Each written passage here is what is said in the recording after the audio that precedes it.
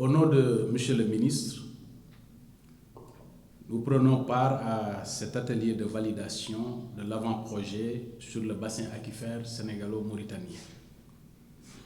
Donc, en son nom, nous vous souhaitons la bienvenue à Dakar et vous exprimons la reconnaissance du gouvernement du Sénégal et de l'ensemble des délégations des États membres et partenaires, dont la présence traduit une volonté de faire de l'eau un facteur de coopération, de stabilité, de paix durable dans notre sous-région.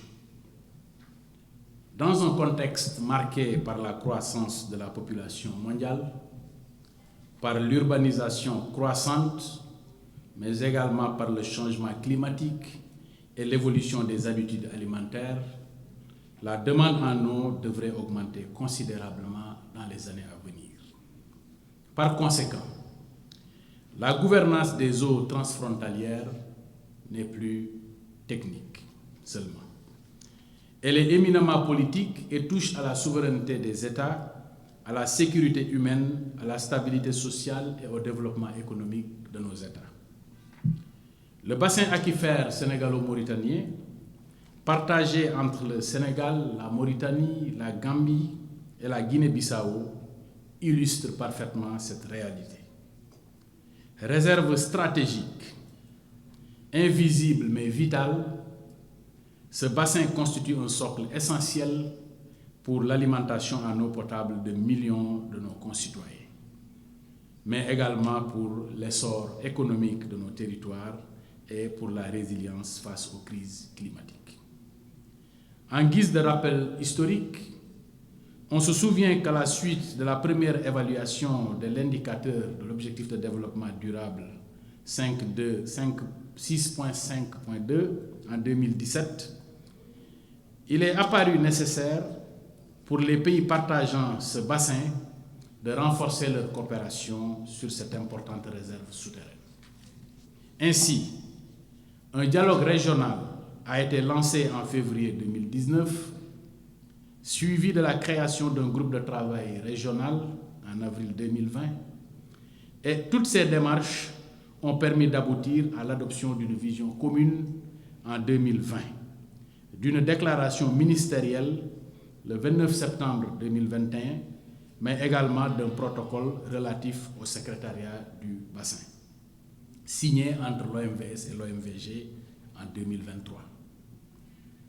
Un an plus tard, ce groupe de travail a élaboré un avant-projet d'accord qui a été soumis aux ministres des États concernés, réunis en leur deuxième session en octobre sur la même année.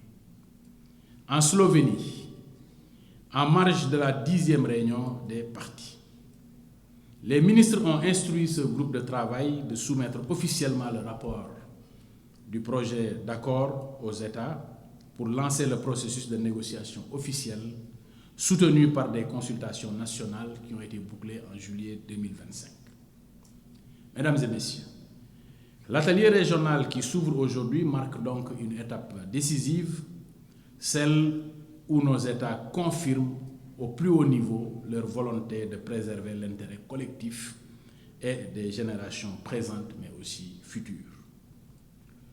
Au-delà de la validation d'un texte, il s'agit pour nous d'envoyer un signal politique fort, celui d'une Afrique de l'Ouest capable d'anticiper les risques liés à l'eau, de prévenir les tensions potentielles et de transformer une ressource partagée en un levier d'intégration régionale.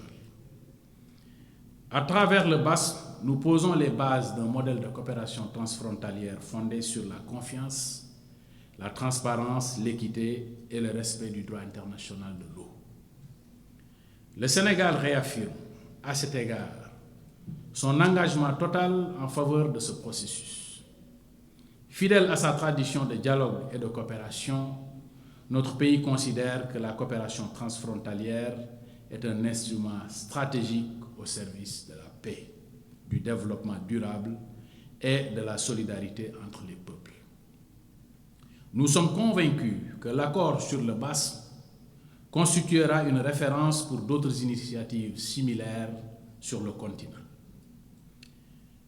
Avant de terminer, je voudrais exprimer ma profonde gratitude à nos partenaires dont les contributions ont rendu ce processus possible, notamment l'Union européenne, la Banque mondiale, la coopération italienne, le secrétariat de la Convention sur l'eau, ainsi que de nombreux autres partenaires ayant apporté leur expertise technique. Mesdames et messieurs, sur ces mots, je déclare ouverts les travaux de l'atelier régional de validation de l'avant-projet d'accord sur le bassin aquifère sénégalo-mauritanien et souhaite plein succès à vos travaux. Merci. Ce processus bénéficie d'un soutien politique de haut niveau. On a eu 2 réunions ministérielles et les ministres ont donné une très forte indication politique où il faut aller, et notamment un pilier de ce futur du BASM est un accord légal qui donne une base durable pour la coopération des 4 pays. Je salue très fortement l'appropriation technique des pays dans tout le processus. La réunion d'aujourd'hui culmine un intense travail préparatoire à niveau régional et national. Les équipes des 4 pays que je facilite très chaudement ont orienté et façonné le texte que nous avons devant nous aujourd'hui à travers des analyses et des discussions approfondies qui ont eu lieu dans les 4 pays avec l'engagement de tous les acteurs impliqués avec une très forte base technique, légale et politique, ce qui fait que l'accord que nous avons devant nous a une vraie force de durabilité et prévoit facilitera la mise en œuvre. C'était très important d'écouter les différentes perspectives des 4 pays et c'est très intéressant de voir comment beaucoup de besoins sont communs qui renforcent donc l'utilité et le futur de cette coopération dans le BASM. C'est clair que tous ces atouts politiques et techniques expliquent très bien le fort engagement des partenaires. La Banque mondiale, le GEF, la coopération italienne, qui, face à des priorités claires, une vision conjointe et une plateforme de coopération et partnership, ont répondu promptement aux besoins des pays. Et donc, je remercie vraiment ces partenaires pour leur écoute, pour leur capacité d'engagement dans ce processus si prometteur. Et aussi, je vous remercie avec mon chapeau CE-ONU pour la coopération établie au cours de ces années dans le cadre du BASM. Mais l'engagement de partenaires illustre très bien ce qui est en jeu dans le développement de l'accord n'est pas seulement un cadre de coopération pour les relations entre les États, mais aussi une forte base de prévisibilité pour l'engagement et le soutien de la communauté internationale, des partenaires techniques et financiers qui ont besoin de ce cadre de prévisibilité pour pouvoir investir dans le BASM. Ceci montre aussi le pouvoir de la Convention sur l'eau comme catalyseur de coopération, de prospérité et d'investissement.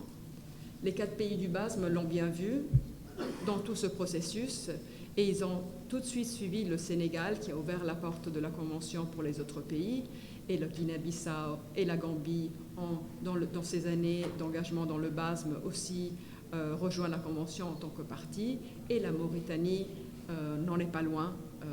On espère cette année aussi accueillir la Mauritanie parmi les parties de la Convention.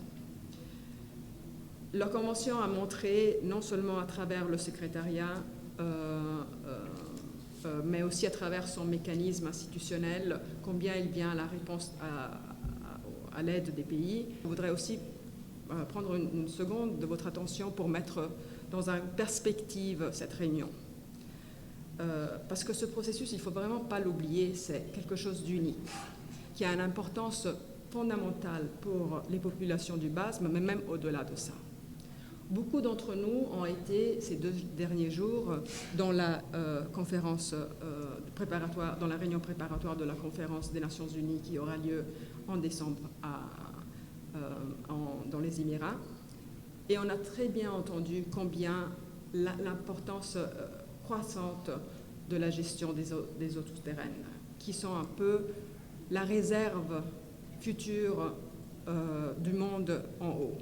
Notre résilience future dépend de comment ces ressources en eau souterraines sont gérées.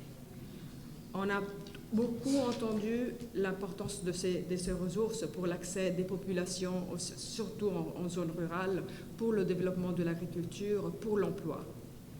On a aussi beaucoup répété lors de ces 2 jours passés l'importance de la coopération transfrontière pour la prospérité et la paix.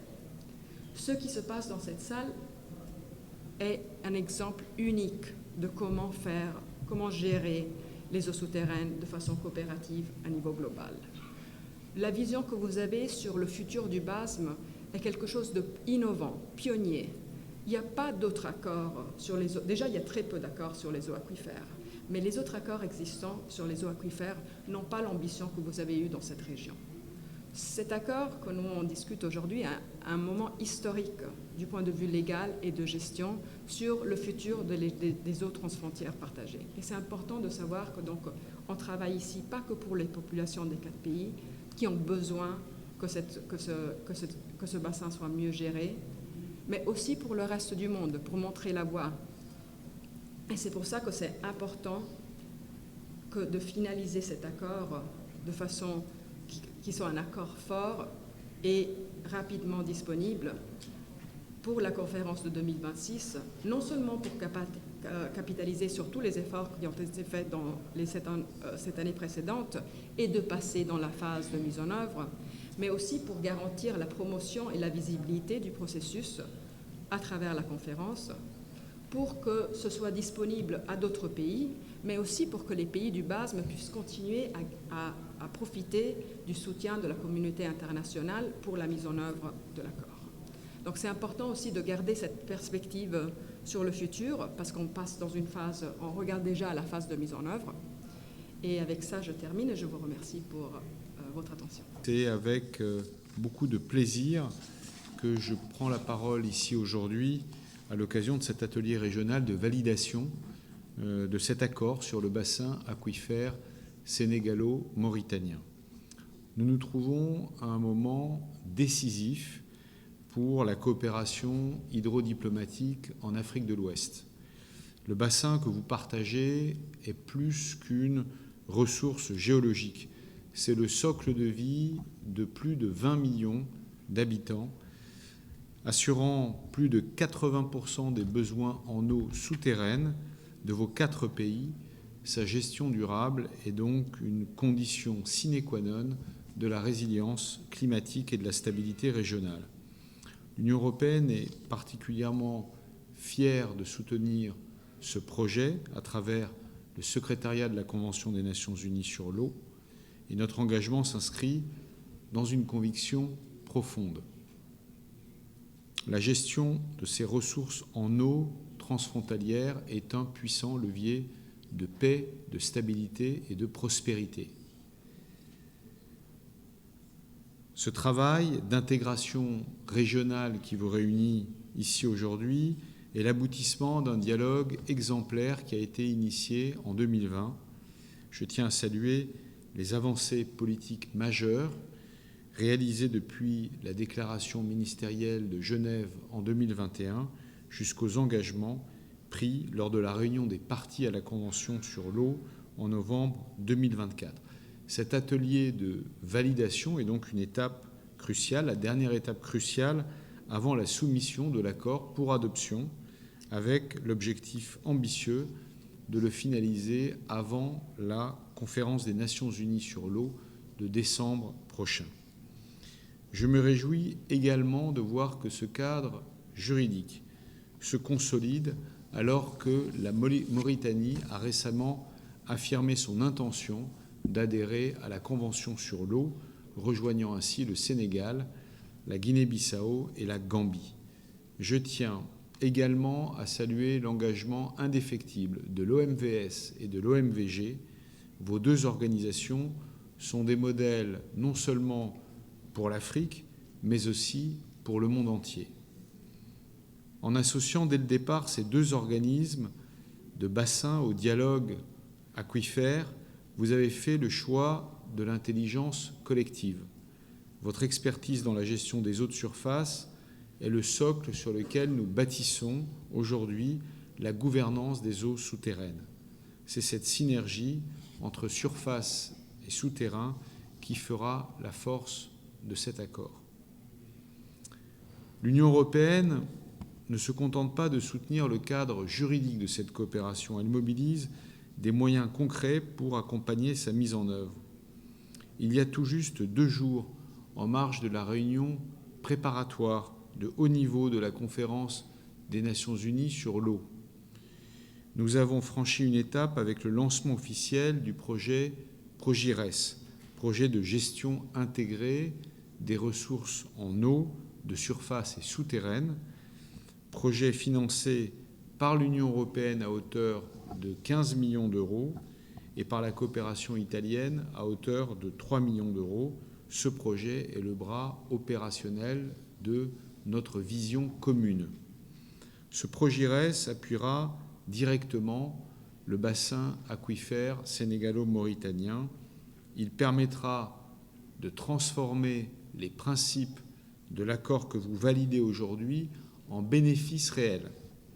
Une meilleure connaissance de la ressource, une protection accrue des écosystèmes et une sécurité hydrique renforcée pour les populations de la région. En validant cet accord, vous confirmez que l'eau n'est pas une source de division, mais bien au contraire le pont vers une prospérité durable. L'Union européenne restera votre partenaire dans cette noble mission. Je vous souhaite des travaux fructueux et vous remercie de votre attention.